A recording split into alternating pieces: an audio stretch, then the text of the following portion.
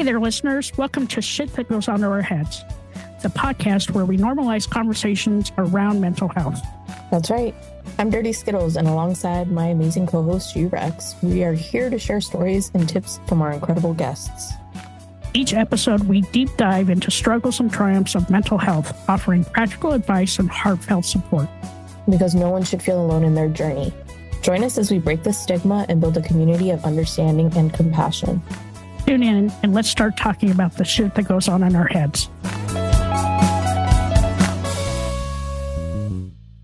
3, 2, 1. Welcome back to another episode of Shit That Goes On in Our Heads. I'm here with my amazing co-host, Dirty Skittles. And today we have an awesome guest, Lynda. Thank you, Lynda, for joining us today. Welcome. I'm so honored to be here. I literally, I was like, the other day I was thinking to myself, oh my God, I'm so nervous. And I'm like, this is just stupid. Just, whatever. Just be yourself. It's a place of support for people. Let's be real. Let's be, as normal as I can possibly be, which is not necessarily very normal. Rex knows that. She was on my podcast that I had for the shortest period of time. But yeah, I'm just honored to be here. So thank you guys so much for having me as a guest. This is a safe space. You can talk about literally anything, judgment-free zone. I'm excited to get to know you. I love your dream catcher in the background. Are those crystals behind you too? There is. I make crystal energy bracelets and I sell them on Etsy. I've been doing it since 2020, actually. So it's called Lynda's Lovely Looks. Oh. They're not really looks. I don't know. Just the name all just kind of went together. So rolls off the tongue. It just does. So yeah. So I sell bracelets on there. I've been doing that for almost 4.5 years now. But yeah, that's a little mini part of my story. I'm trying to get into crystals. I'm going to tell this because I find this hilarious. So I've been going through a lot of change in my life with just every aspect, right? Mm-hmm. And I went to New England. And at the time I was talking to a colleague and I was like, nothing is going right. I'm kind of like making mistakes left and right. I'm like, I think I need to get a crystal. And we're in Salem. Which cool. just feels like the right time to do it. So I got all these crystals, came home, fucking lost the crystals. Remember, Rex? I was like, okay, I think we had like an eclipse or something. And I'm like, oh, maybe I should pull out the crystals and put them on the windowsill. Couldn't find them for anything. Oh, no. Then I go into like the depths of the worst that it had been for me for a while and I found it to be very therapeutic to rip apart my office, right? So we're going to completely renovate the office. And as I was taking stuff out, there were the fucking crystals. They just appeared. And I was like, it's a sign. I found the crystals as I'm transforming this space. Absolutely. Absolutely. I believe that, though. I truly believe that, the universe does stuff like that, puts things in place for you when you need them, I agree. I agree. That's cool. That's so cool. Yeah. Now I've got them and I promised myself to never lose them again.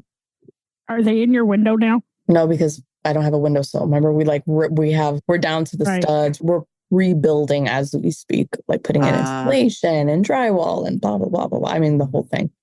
Right. But I have them. Super therapeutic. Mm-hmm. Oh, yeah. Super therapeutic. Yeah. Like ripping shit apart. Yes. The demo of it all was everything. I'm like ripping. And just cleaning, right? Like just cleaning your space up or whatever. Decluttering. I always have like shit everywhere. There's always, I don't know. It feels like I've done it before where I've redecorated a room and I'm like, I'm just going to be a minimalist. I'm just going to have one picture there, one lamp over there. And I can't do it. I'm like, oh my God, it's way too bare. I need to, and then all of a sudden, before you know it, everything is up everywhere again. Decluttering is a bit difficult for me, but it does, at least if you organize, I think that helps, right? Yeah. Yeah. I don't think so, because if somebody comes in and moves shit in my office, I get mad. Listen, everything has its place. It may look cluttered in here, and maybe it is, but don't move my shit. Yeah. Okay? Because then I lose track of where I actually laid a piece of paper. But if you if you do it yourself, then you know where you've put it, right? Yeah, don't move the piece of paper. No. Do not move it. No. absolutely not. That could really become a big problem, like a war or something. I don't even know what the fuck I'm talking about. Am I allowed to swear? I just swore. Fuck yes. Yeah. Okay. Yes. Thank God. Yes, we do Okay. fucking swear on this podcast. You know what though? I think that there is, if you're comfortable in your space, like who fucking cares, right? If you're happy in that space and your soul is happy, it doesn't matter what, other people think it should look like. That's right. And if it's not a common room, right? If it's your own room, like your own office or your own bedroom. Yeah. Okay. Nobody comes in there anyway. Right. Really? Okay. Yes, I get it. I should probably put my clothes away. But do I want to? No. Like it's not in my energy circle. Yeah. But I love I remember that when you and I did when I did my interview on your podcast, we talked about so many different things. But what I loved is that you dive into so many different things. And like you've been through your own shit, like some serious shit in your life.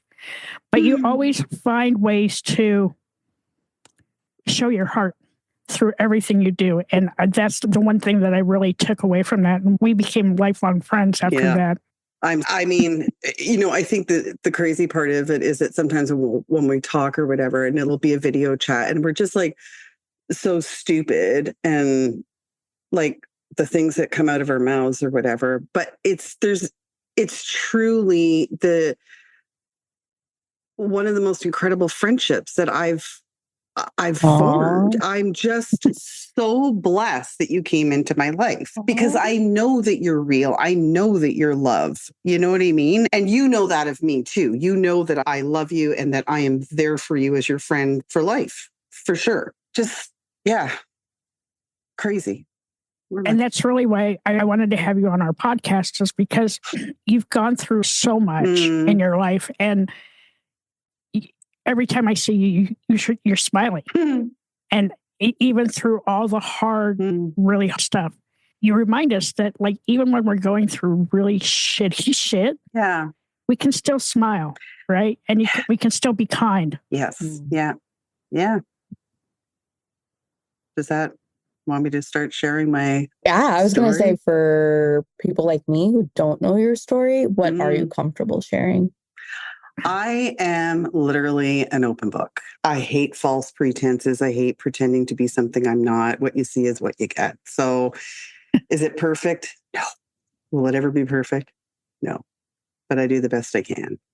So I guess let me start by saying that the first thing that's coming to my mind is yesterday was my son Ryan's birthday. And Ryan, cheat. I'm allowed to cry too. Yes. Yes. Okay. So Ryan passed away on December 6th, 2021. So he was 35. So yesterday would have been his 39th birthday. And that's the toughest fucking thing I've ever had to do in my life. The toughest thing I've ever had to do.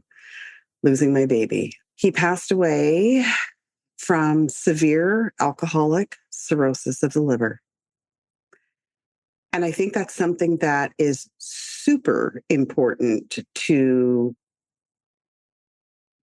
let people know, that somebody that young can die of cirrhosis of the liver, because my son is an example.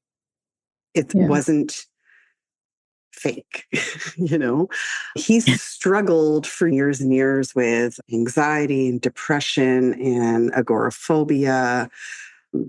So just a lot of mental health issues, And alcoholism is in our family. Like whether it's because of our Irish roots, I don't want to label all the Irish people as being alcoholics, but there's a lot of alcoholism in our family. And I too was a functioning alcoholic. I have been sober now 9.5 years. So my sobriety date, thank you. My sobriety date is July 15. So it'll be 10 years in this July.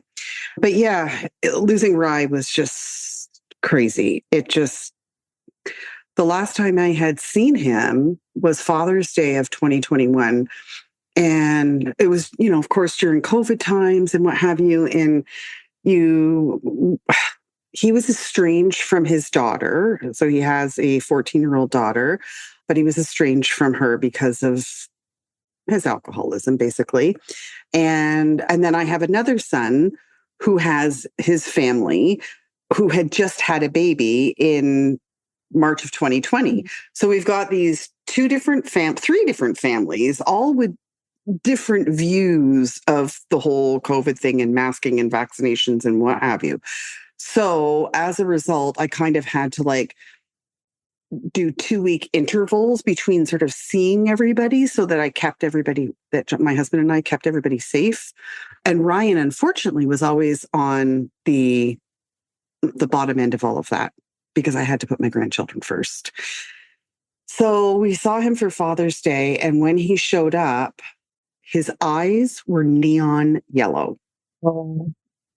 And Wow. I remember looking at him and going, "Oh my God, Ryan, that's your liver, honey." He's, "Mom, you're scaring me." And I said, "I know, baby." I said, "But that's not right." And then his girlfriend, who I later found out had issues with alcohol as well, and I had no idea the whole entire time. She said, "I knew you were going to say that." She said, it's his gallbladder." And I'm like, okay. And I could tell Ryan was scared. And I'm like, you know what? Let's just drop this, just let it go or whatever. So I kept in touch with him throughout the summer. But 6 months later, he was dead. This is Father's Day. And now December 6th, he's gone. And in that time, I never video chatted with him because he would always say, "Oh, the room's a mess," or something. He was always make up excuses. But I know damn it was because if I saw his eyes, I would know it was still going on. But he basically said that it was gone, and I believed him. But so, yeah, that was the biggest thing of my life. That was the hardest thing I've had to deal with. No mother should lose their child, Yeah. It just is awful. And it doesn't matter how old they are. It's just awful.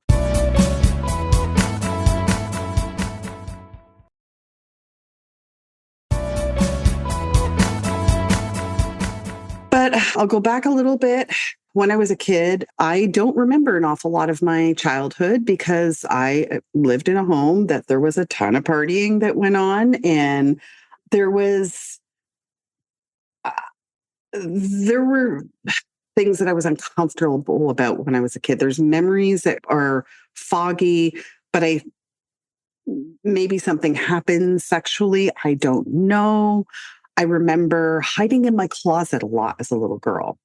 And my dad would like throw things and fight with my mom, and I was scared a lot. So that, in a nutshell, it was just not a good environment growing up. And then moving into my teens, I remember the first episode for me with alcohol. I was probably 16 years old, I'd say, and had a blackout drunk. And now I don't know whether or not, I don't even remember anything about it. But the next thing I know is that I was home in my bed without any clothes on. And I did find out that my dad had picked me up and brought me home, but I have no idea what went on. I mean, that's terrifying, absolutely terrifying. Yeah. I don't know if I was drugged or no idea. But anyway, just not a very good scene. And I don't recall really drinking anything after that. But when I got to be about 18 or whatever, I would drink, I would party with everybody else, just normal. And then I think after I had my kids is really when I was home. And so at nighttime, I would drink. And not every night, but I was depressed. I was trying to, forget about all the stuff from the past. What's that? Suppress it. Yeah, suppress it, right? And so I would just drink at night or whatever. And like I say, not every night. And I mean, I was a good mom. I mean, the best that I could be, I guess. And I ended up having a career, and then I got a career in the wine industry. Great place for a person who's an alcoholic to become an employee of. But that also really was a contributing factor, I think, to Ryan too, because in our basement, we had a wine cellar. And so there was wine, right? It wasn't locked. It was like a fruit cellar, like a bigger room, not a proper fancy wine cellar or anything like that. There were some like wooden shelves or whatever, I ain't no fancy girl. But anyway, so he had drank lots of wine from there or whatever. But so anyway, I continued on drinking and then one night, oh God, I don't know if I really want to get into too many details just so to not hurt the other person. But basically I went after somebody in my car drunk. I never drove drunk ever. I made a conscious, practice to always say, okay, I'll have one or maybe two, depending on how long I'm at this place or whatever. But that would be it, right? Like just never do. Anyway, I was drunk and I ended up going after this person in my car because I love them so much. It was a whole fucking setup. Let me just tell you this. I did not know that at the time. It was brutal. I can't even believe they did this to me. But anyway, so I drove down the street and I hit a parked car in a driveway. Like, I hit a nice one though. It was like a BMW or something. It was like, shit. If you're going to hit something, you might as well hit something nice, I guess. I don't know. But anyway, so it just was like, I got arrested. I got put in jail. It was the most embarrassing, horrific thing that had ever happened to me. I was just, what? I couldn't believe it. I literally couldn't believe it. So that was it. I quit drinking. Well, obviously, the next day that was my sobriety day. I never drank again. Call. Total wake up call. It blew my mind that if you could do something and like basically be in a blackout state, because I don't really remember getting into the car and I don't remember the details of it all, kind of thing, right? But if you could do something like that, I don't deserve to drink. I don't deserve it. It is poison to my body, is what I say. It's not something that I can do. So I quit. So there was something else I was going to say about that, but I don't remember what it was now. Was it hard to next day stop? You know what? The ironic part about it is that we were actually going to go on a family vacation, a family reunion thing. And, my husband and my other son, they were like, just, Mom, you could just don't worry about it. It's okay. Shit happens, whatever. I'm like, I'm never, ever drinking again, ever. I could have killed somebody. If I had gone out onto that main street, I could have killed someone. You never know, right? I'm just no way in hell am I ever drinking again. And no, it wasn't hard. I just stopped. Eventually, I think a few weeks later, I went to AA, which I was terrified in the very beginning, but I found it to be helpful. But then after a while, I thought, this is not really my thing. So I stopped. But I just, different people go through different things and deal with their sobriety in different ways. There's lots of different ways that you can do it. But for me, I just went cold turkey, stopped, and that was that. So, what did you do for your mental health during that time, though? Were you constantly beating yourself up, or were you? Oh, yeah, completely. I wouldn't. So, of course, I wasn't able to drive. I lost my license. And then when I finally was able to get my license back, and however many months later, I had that stupid blower thing in the car. Oh, my God. And I remember going out for dinner with friends this one night, and I was the DD, and I hated this thing because it was so touchy or whatever, right? If you didn't do it just right, it wouldn't start. And it was pretty new, I think, that I had it. And so the two guys are outside of the car and I'm trying to start the thing. And my friend is in the passenger seat and she's freaking drunk. And she's, look, if you just, and I'm like, I'm like, oh my gosh, was I not going to blow in it for Christ's sake? The bloody engine would probably blow up. Oh my God, it was so fun. But that was a disaster. That was horrible to deal with. But yeah, the whole time leading up until the time that I was able to get my license back to drive or whatever, even with the blower, I took the bus everywhere. And I wouldn't let anybody drive me to the bus stop or pick me up from the bus stop. I literally beat myself up so bad. And when did you learn to let it go?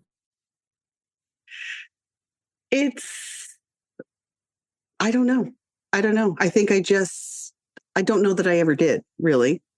I think we're all a work in progress, right? I think we all still have our stuff that, and I've realized that about a couple of other things that I'll talk about in a sec, but I think there's stuff inside of me that I just still have not processed and just still have not dealt with. And it's really just more so a newer thing that I'm doing now that I'm starting to heal those things, you know? Yeah. So this is 2015.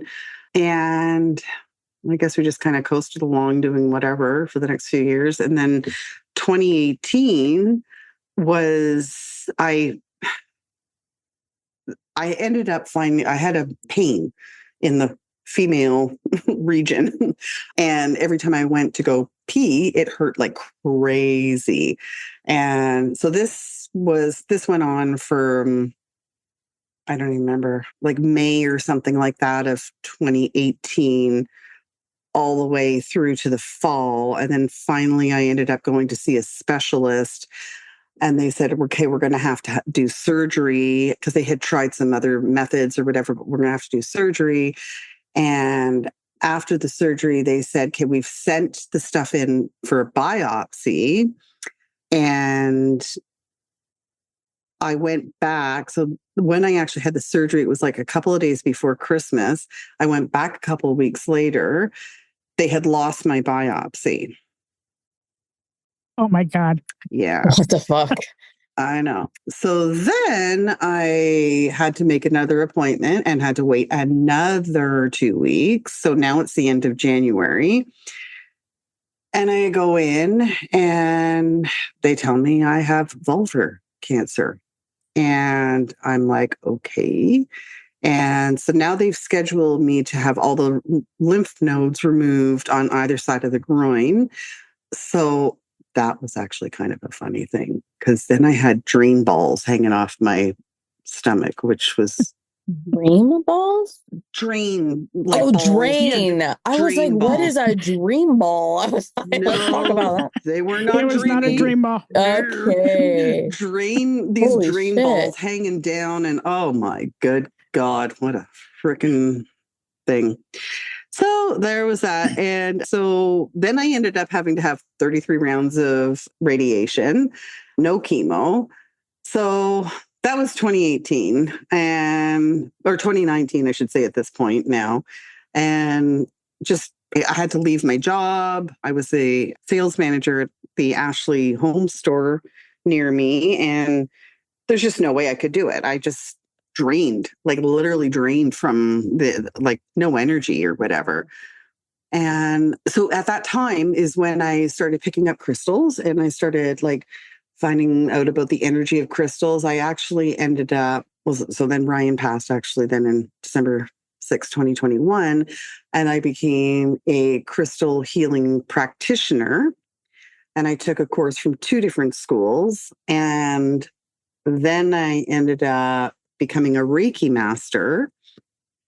And all of these things, I'm just like in my heart, I'm knowing that at that time I was realizing I was distracting myself from reality, from what happened, that I had cancer, that I had, had the whole thing with the sobriety or whatever and losing Ryan. I was keeping myself so busy by just constantly doing and not facing the truth of anything. But I also realized too that this was not something that I wanted to offer up after all to other people. It wasn't what I was supposed to do. So now in the last, 4 months, I guess, or 3 months or so, I had stumbled across this happiness coach. And I went, this is what I want to do. Mm-hmm. I want to make people find their happiness again.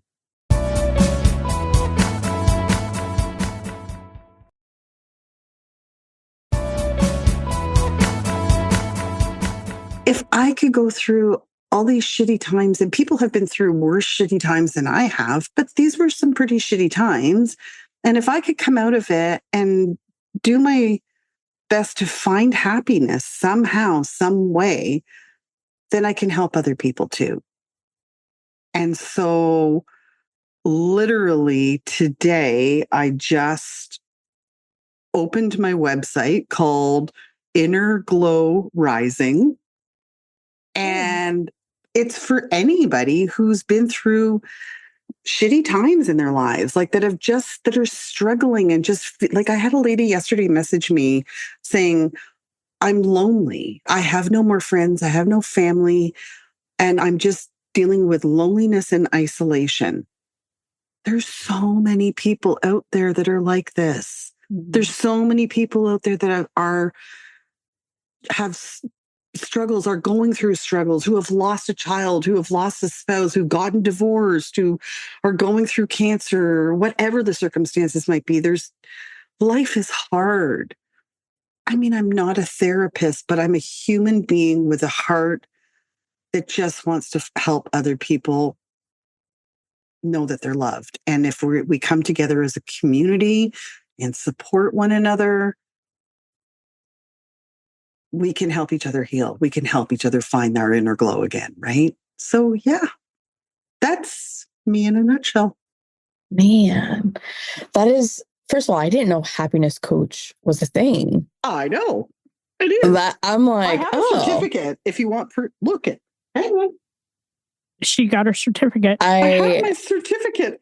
I know you can't see this on a video, but that's really cool. It reminds me of when I was a little kid. This is going to sound depressing. I don't mean for it to sound depressing, but as a little kid, every birthday, what I would wish for was happiness. Oh. And so when you said a happiness coach, I'm like, oh shit, if younger me would have known that there are people that could specifically help you to feel happy, wish for something else, you know? Yeah, exactly. But I think the thing is, I don't want it.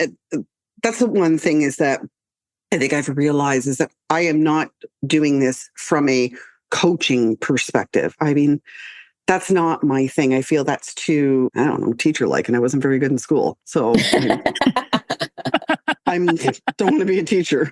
I just want to be a person, a facilitator for something, you know? And so that's just what I want to do. But throughout the course, there were like tips and tricks and stuff like that you can do for different things. And so I thought, okay, we could do that. We could implement that. Even if it's just, hey, an affirmation for the day. Let's, whatever, positive energy stuff, right? So yeah. So that's where I'm going to lead it. And I love that because you're not only doing it for yourself, right? But you're like a genuine, like happy person, even through all the shit that you've dealt with. Yeah. And, in the last 10 years, it comes through you and you're like a lighthouse. Like you wait a minute. That's not a good thing. Like, yeah, but you know what?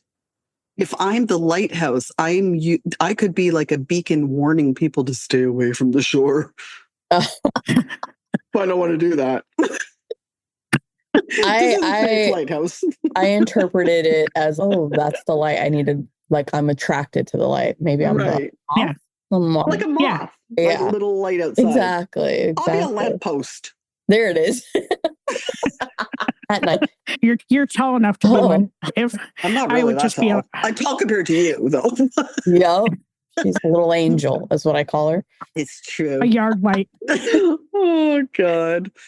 But yeah, I don't know. That's, so I'm going to keep busy, like, doing my crystal bracelets, which really brings me so much joy because I feel like, like I do them for all different things, like for cancer support, I'm kidney support, lung support. There's heartache and grief, anxiety, depression.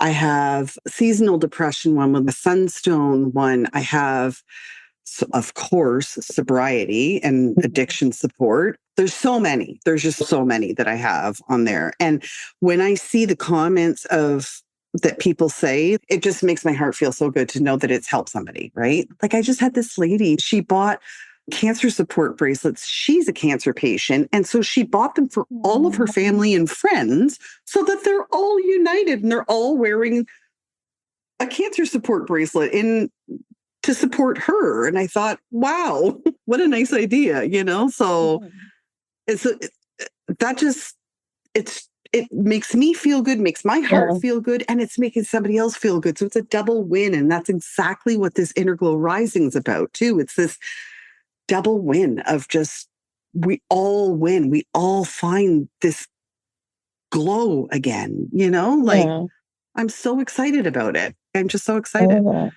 I love that you found it for yourself and you're willing to share it with others. Like, I think that's beautiful. And kind of going back to what you said before, we can all help each other out, and you're practicing what you preach. So I think that's really beautiful. Yeah. It's so funny because I was in this group chat or whatever not long ago. It was all talking about the new moon, and I was talking about what I was intending to do. I said, oh my God, I'm so scared. It's just like anything. You start anything. You guys were probably the same when you were starting your podcast, right? You're probably like, I'm so scared. What are we doing? You're a little drunk, to be honest. No, just kidding. Oh, that doesn't sound right at all. T-Rex doesn't drink, does she? We've grown a lot since then. I'm teasing you, honey. But yeah, and so they were just amazing, but they were like, just do it. Do it.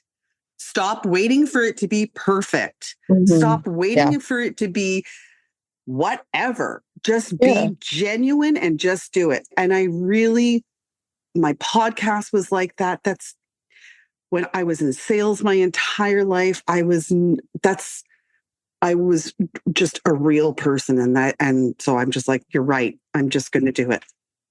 And if there's something that doesn't work out properly, it'll fix itself whatever way it's meant to be, right? Yeah. So, yeah. It's like the rest of life. You know what? Just fucking wing it. Yeah. Right? Because you can't say, oh, it didn't work if you never tried. Right. That's right. Try. Just give it a try. Right. Yeah, exactly. And I'll be your biggest cheerleader. You really are. Cheer for you. You're like, I just cheer for T-Rex you. Is number one supporter of anything. Like, I could be like, I sometimes joke with her. I'm like, I'm going to start a Foot Finders page, and T-Rex is number one subscriber. You're good. You got this. A foot finder. No, have you seen, find your feet?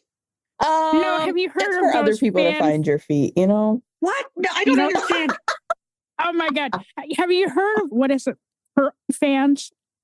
Like they do feet pictures, or they do. I can already tell this is getting edited out of this episode. No, Dirty Skittles is losing it. I need to probably become more. Look, I have an almost 15-year-old granddaughter that hangs around here a lot. So if this is something I need to know about, it is. I don't think it's something you need to know about, but I'll tell you what it is. Okay. It is a lovely site where people can post photos of their feet or toes. Okay. So other people who want to see those types of photos can find them.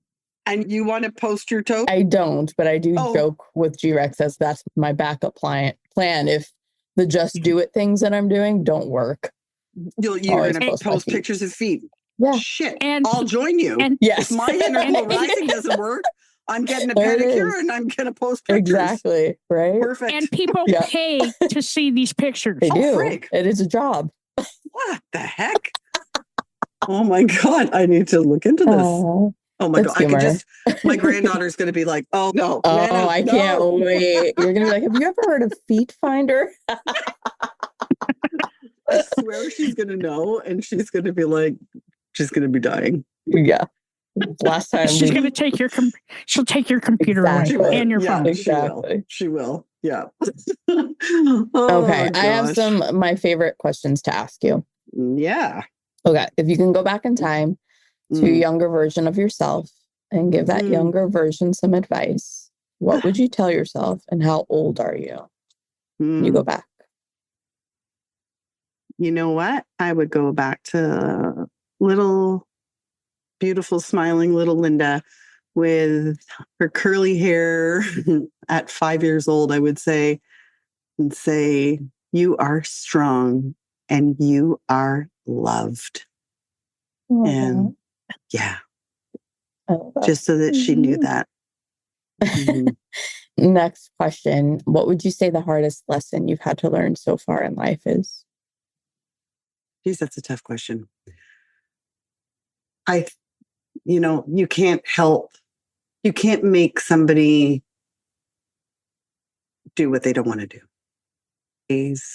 Life is their own life. It's their own journey. And you can try all you want, but it's up to them to make the decisions they are going to make. And yeah, there's nothing you can do about it. So just let it be. Let them learn whatever way they have to learn. It's hard.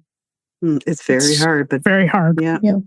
But it's truth. You can't force somebody to do something they're not wanting to do, right? You can support 100%. them, but you can't force them. Thank you. All right. So now I have a couple of questions for you. I'm not answering those. They're great questions. If your anxiety had a theme song, what would it be and why? Oh God, my anxiety? If it had a theme song. Jesus, it'd be like, I don't know. It's got to be loud, powerful, and fucking scary as shit. What is it? I don't know. What would it be? It would be something like, I don't know. I'm not good at songs. Like, I know songs when they come on the radio, but...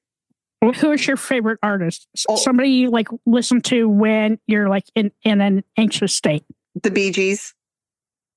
Beautiful. Interesting. Tragedy! Okay. I'll go with that. I'm going with that. Oh my God. First one that came out of my mouth. That's perfect. I love that. That was perfect. Okay, now my other two questions. Okay, yeah, I gotta stop laughing. That was perfect. What do you do today for self-love and self-care? You know, what I started to do, so I made a vision board this year and I bought some dry erase markers or whatever, right, for the vision board. And now I am writing on the mirror in my bathroom. And I am writing affirmations or just like, you are loved, you are strong. Like just putting things in front of my face daily to remind myself that I'm worth it. Yeah. That I'm okay. I'm worth it. I'm loved and I have love to give. And so I'm just really trying to, it's very difficult for me, but trying to give myself as much self-love as I can. I freaking love that. Yeah, me too. So where can our listeners find you? Like at my house? Besides at the hole in the ground. Yes. At the hole in the ground. No, I guess the best place to find me, you know what? I think really right now, I would say either Inner Glow Rising on Facebook or Inner Glow Rising 44 on Instagram. 4 is the number that Ryan, 44 is the number that Ryan, my son, always, every time something comes around or whatever, I know it's Ryan when it's 44 or 444. So it's crazy. So Inner Glow Rising 44 on Instagram or innerglowrising.com. Same name on Facebook. That's probably the best bet because then it'll just kind of link everything else, I think, everywhere else. So without complicating it all, probably just keep it there because that's my newest adventure and my passion. So I think that's where I would like to direct people to. Yeah. I love that. Thank you, Lynda, so much for being here. Yeah. And I appreciate you sharing your story and being vulnerable with us. You know what the coolest thing was? I wasn't even anxious. So I didn't even have to sing Tragedy at all. So that was why I was chuckling earlier. I could hear you. Perfect song. I love you guys. Thank you. So perfect. Thank you for having me and allowing me to share my story because I think the more we share our stories, the more we help each other. Amen. Hi, all. Thank you so much for listening to this episode. I'm G-Rex. And I'm Dirty Skittles.